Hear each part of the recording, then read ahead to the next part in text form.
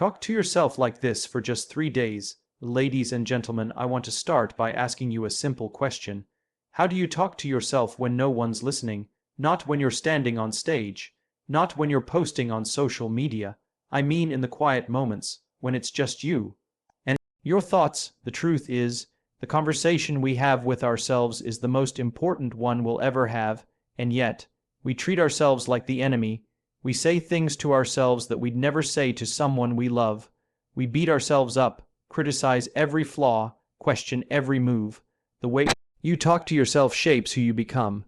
It might sound simple, almost too simple, but it's one of the most powerful principles for personal growth and transformation. Most people think that our actions are what define us, that what we do determines who we are, but that's only part of the truth. Long before action, there is thought, and behind every thought is a voice, your voice.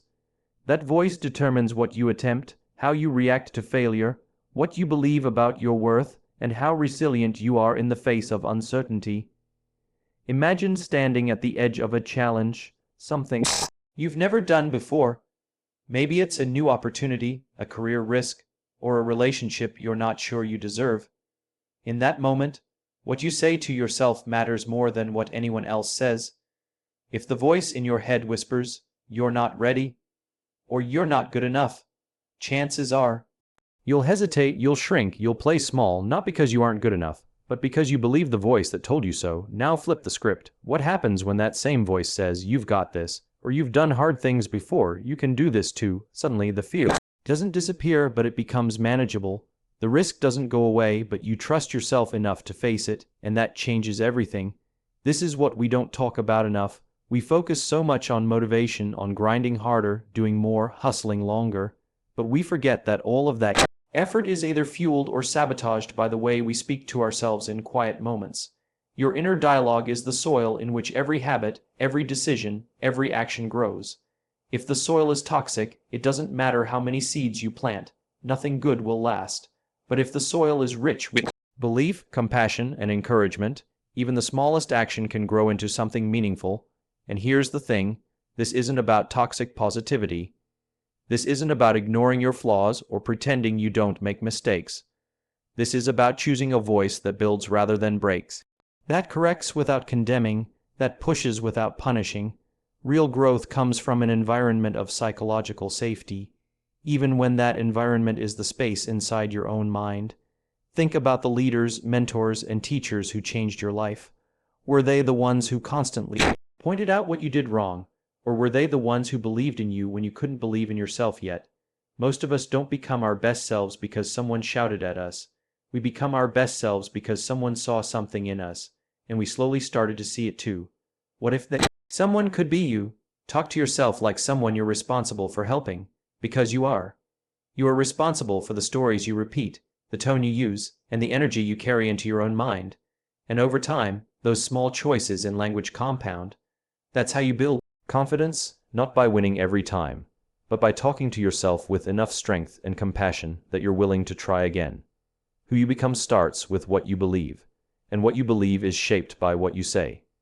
Every word you speak to yourself either reinforces limitation or unlocks potential. So if you want to become more courageous, more disciplined, more fulfilled, it starts here, with the words no one else hears.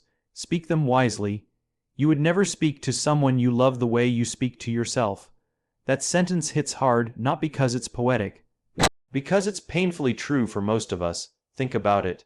If someone you cared about made a mistake, would you call them stupid? If they failed at something, would you tell them they're a disappointment? If they felt insecure, would you pile on and say, "Yeah, you're not good enough anyway"? Of course not, that would be cruel. But we say those things to ourselves all the time. And we say them without even thinking. The problem is, we've normalized this kind of internal abuse. We think being hard on ourselves is what keeps us accountable. We think self-criticism is the price we have to pay for ambition. Somewhere along the way, we confused being honest with being harsh. We started believing that kindness toward ourselves was weakness, that it meant we were making excuses. But the truth is, most people don't need more criticism. They need more care, not from the world, from themselves. Here's what makes this so dangerous. When you speak to yourself with judgment, shame, and blame, you don't just feel bad in the moment. You start building an identity around that narrative. You stop saying, I made a mistake, and start saying, I am a failure. You stop saying, I'm struggling right now, and start saying, I'm not good enough. I'll never figure this out. That internal dialogue becomes a lens through which you see your future, your relationships, your choices. It becomes a self-fulfilling prophecy. And yet, when someone we care about is hurting or lost, we instinctively know what to say. We listen, we reassure, we remind them of their strengths, we tell them it's okay to fall down, we remind them that failure is not the end, it's part of the process. We encourage them to try again, to keep going, to be patient. We do that for others, but when it's our own reflection staring back at us, we forget to offer the same grace. Imagine for a moment if your best friend came to you, overwhelmed and defeated, and said, I'm not doing enough. I feel like I'll never make it. Would you laugh at them? Would you say, yeah, you're right, you're pretty pathetic? Of course not. You'd sit with them. You'd tell them they're doing better than they think. You'd remind them of everything they've already overcome. You'd believe in them, even when they don't. So why can't we do that for ourselves? Self-talk is not just a reflection of your thoughts. It's a rehearsal for how you show up in life. If you rehearse shame, you carry shame. If you rehearse doubt, you hesitate. But if you rehearse compassion, you begin to show up with courage. And that courage builds momentum. It creates a safe place within yourself where progress can actually happen. Not because you're perfect, but because you're supported. We spend our lives trying to earn validation from others, hoping someone will say the words we desperately need to hear. You matter. You're enough. You can do this. But what if you said those words to yourself? What if you didn't wait for permission to believe in your own worth? You would never speak to someone you love the way you speak to yourself. So here's the challenge. Start treating yourself like someone you're responsible for loving. Because you are. That voice in your head, it's not just commentary. It's your closest relationship. And just like every important relationship in life, it needs to be nurtured, not neglected. Start small. When you catch yourself being harsh, pause, reframe the thought. Speak to yourself as you would to someone you care about. It's not about lying to yourself. It's about leading yourself, and that leadership starts with language. Be kind, be honest, but above all, be on your own side. Self-talk is not just commentary, it's command. Most people assume that the voice in their head is just background noise, like a radio playing softly in another room. But the truth is far more powerful. That voice, your internal monologue, is issuing commands every minute of the day. It tells your brain what to pay attention to. It directs your emotions, your energy, and even your physical responses. What you say to yourself, consciously or not, becomes the script that your mind and body follow. We've all experienced this, even if we didn't recognize it in the moment. Think back to a time when you told yourself, I can't do this. What happened next? Your body tensed up. You started to panic, hesitate, or shut down, not because the situation was impossible, but because the command had already been given. You can't, and your brain responded accordingly. It started scanning for reasons to prove that statement true. It filtered out confidence and focused on fear. That's what the brain does. It listens to the loudest voice, and often that voice is your own. Now imagine the opposite. Imagine facing a challenge and telling yourself, this will be tough, but I've handled tough before. That's not blind optimism, that's leadership. That's you issuing a command of resilience. And again, your brain listens. It starts recalling evidence of past strength. It begins preparing your body to take action. Your nervous system responds. Your breathing steadies. Your focus sharpens. All because of a shift in language. This is why self-talk isn't just a habit. It's a habit of influence. And you are both the speaker and the listener. Every word you say plants a seed, whether of doubt or of belief. Over time, those seeds take root. They grow into expectations, behaviors, and outcomes. What starts as a thought becomes a feeling. What becomes a feeling turns into action, or inaction. This is how your inner voice literally shapes your external reality.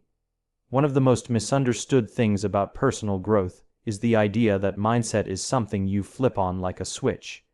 But mindset isn't a single moment. It's a series of mental reps. It's repetition, and the reps come from words you repeat most often. I'm not ready. I'm not enough. I always mess things up. Those aren't random thoughts. They're commands you've practiced over time, until they feel like truth. But here's the good news. You can rewrite the commands. You can rewire the system. The brain is malleable. Neuroplasticity proves it. When you begin to speak to yourself differently, even if you don't fully believe it at first, you begin to forge new pathways. You start telling your brain to look for progress instead of perfection. You tell your nervous system to calm down instead of brace for failure. You start giving commands that move you forward. This isn't just theory, it's what athletes, performers, leaders, and elite teams understand deeply. They train their internal dialogue with the same intensity they train their bodies or skills, because they know that the moment self-talk breaks down, performance follows, and it's no different for you. You don't have to be an Olympian to understand the power of the words you say to yourself in pressure moments. You just have to be willing to listen to how you speak to yourself in the quiet ones. Start noticing the commands, the ones you give when you're tired, when you're doubting, when things don't go as planned. Don't judge them. Just become aware. Awareness is the first step to control, and control is the first step to change. Speak to yourself with clarity, with direction, with intention, because self-talk isn't background noise. It's your internal leadership system, and the better your leadership, the better your life. For just 3 days, be your biggest ally, not your harshest critic. Most of us don't even realize how much of our internal dialogue is driven by judgment, pressure, and unrealistic expectations. We wake up and immediately start listing all the things we haven't done yet. We compare ourselves to others before we've even had a chance to take a deep breath. And when something goes wrong, or not as planned, we're the first to say, of course, that's just like me, as if failure is our identity and not just an event. But here's the truth. If the only voice you ever hear is critical, you begin to live a life in defense mode. You brace for impact. You doubt your ideas. You overthink everything. You stop showing up fully. Not because you're not capable, but because you don't feel safe with yourself. That's the hidden cost of constant self-judgment. It doesn't just make you feel bad, it makes you play small. Now imagine a different approach. For just 3 days, you decide to be your biggest supporter. Not in an arrogant or delusional way, but in a grounded, honest way. When you catch yourself slipping into negative self-talk, you stop and reframe it. When you mess something up, you don't spiral. You reflect and move forward. When you feel like giving up, you remind yourself that discomfort is part of the process. That shift might sound subtle, but it changes everything. Because when you are your ally, you create inner safety, and from that safety comes courage. When you know you won't mentally tear yourself apart for trying and failing, you become willing to take more risks. You raise your hand, you start the business, you speak your mind, you allow yourself to be seen, not because you're unshakably confident, but because you know you won't abandon yourself if things get hard. That kind of self-loyalty is rare. Most people are loyal to their fears, loyal to their past mistakes, loyal to the voice that says, "Don't get too excited. Don't try too hard. Don't expect too much." But you don't have to be like most people. You can choose to be loyal to your potential, loyal to your values, loyal to the version of you that's still becoming, and you don't need a lifetime to make the shift. You just need 3 days, 3 days of intentional self-talk, 3 days of catching that inner critic and replacing it with a calm, steady voice. 3 days of talking to yourself like someone who deserves a chance, not someone who needs to earn their worth. You'll be surprised how much lighter you feel, how much more energy you have, how many opportunities start to feel possible when you're not constantly battling yourself. And no, this doesn't mean you ignore reality or pretend everything's fine when it's not. Being your ally isn't about lying to yourself, it's about standing with yourself. It's about holding space for your effort, your growth, and your humanity. It's about saying, "I can do better," without adding, "because I'm not enough." For just 3 days, be the voice that says, "Keep going, you're learning. You've come so far already." Be the voice that's patient when you mess up. Be the voice that celebrates small wins. Be the voice that says, "You're doing better than you think." Because once you experience what it's like to be on your own side, you won't want to go back, and you don't have to. Get to decide what kind of relationship you have with yourself every single day. So start with 3. Give yourself the gift of support, and let the rest unfold from there. Change the story, change the standard. That's the principle. The story you tell yourself about yourself becomes the ceiling you live under or the floor you rise from. Most people think change begins with action. Start a new routine, hit the gym, build better habits, and yes, action matters. But the real starting line isn't behavior, it's belief, and belief is built by story. Every one of us walks around with a narrative playing in the background. Sometimes it's loud, sometimes it's quiet, but it's always there, whispering things like, "This is just who I am," or "I've never been good at this," or "I'll never be the kind of person who." And over time, those phrases don't feel like opinions anymore. They feel like facts. They shape your identity, and once a belief becomes part of your identity, it becomes the standard you hold yourself to, whether that standard empowers you or holds you back. If your story says you're a procrastinator, you'll find ways to prove it true. If your story says you're bad with money, you'll subconsciously sabotage your financial decisions. If your story says you're not a confident person, you'll avoid the spotlight, shrink in meetings, and let opportunities pass you by. Not because it's written in stone, but because it's written in your script. The story decides the standard, and the standard determines how high or how low you reach. But what if you could rewrite the story? What if, instead of saying, "I've always been like this," you said, "I'm learning to become someone new"? That small shift in language moves you from a fixed mindset to a growth mindset. It opens a door, and behind that door is possibility. Instead of defining yourself by your past, you begin shaping yourself by your vision. You stop asking, "What have I always done?" and start asking, "What kind of person do I want to become?" That's where new standards are born. When the story changes, the standard changes with it. You stop tolerating excuses that used to feel normal. You hold yourself accountable, not out of guilt, but out of alignment with who you're becoming. You don't need someone else to push you, because your own narrative is pulling you forward. You begin to expect more, not in a perfectionist way, but in a purposeful one.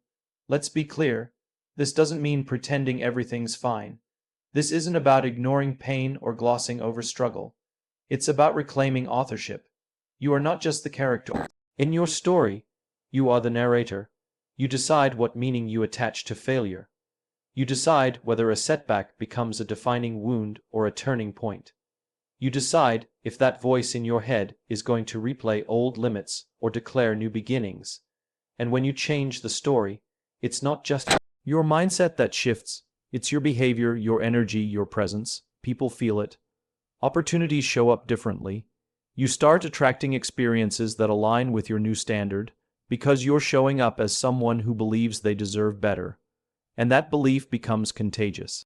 But it all starts with the story you tell when no one's watching, the story you whisper to yourself when you fail, when you're scared, when things aren't working. That's the moment to rewrite, to say, "This isn't the end, it's the middle." To say, "This isn't who I am, it's who I used to be." To say, "I'm not stuck, I'm learning to rise." Change the story, and you'll change how you show up in the world. Change how you show up, and you'll change the world you experience. That's how transformation begins, from the inside out, one sentence at a time. Most people wait for motivation to show up before they take action. They wait to feel confident, inspired, or in the mood before they do the thing they know they need to do. But motivation is unreliable. It's fleeting. It's inconsistent.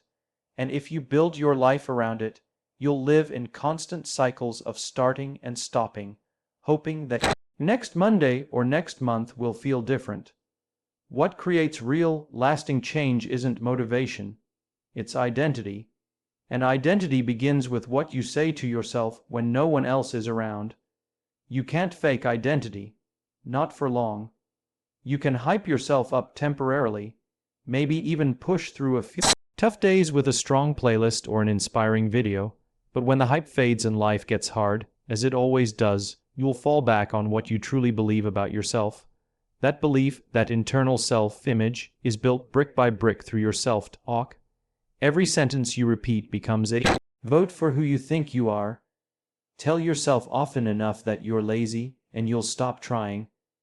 Tell yourself you're someone who never finishes what they start, and your brain will look for evidence to make that story true. That's how powerful language is. It programs your behavior, and over time it becomes the lens through which you see every challenge, every opportunity, every version of your future.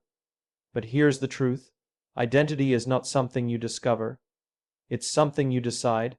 And once you decide who you want to be, yourself, needs to match that decision. If you want to become a disciplined person, you start by talking to yourself like someone who values discipline.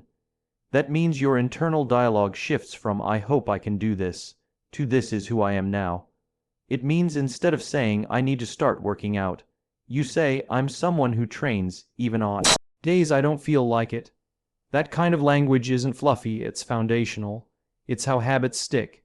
It's how consistency becomes part of your identity, not just something you force yourself into.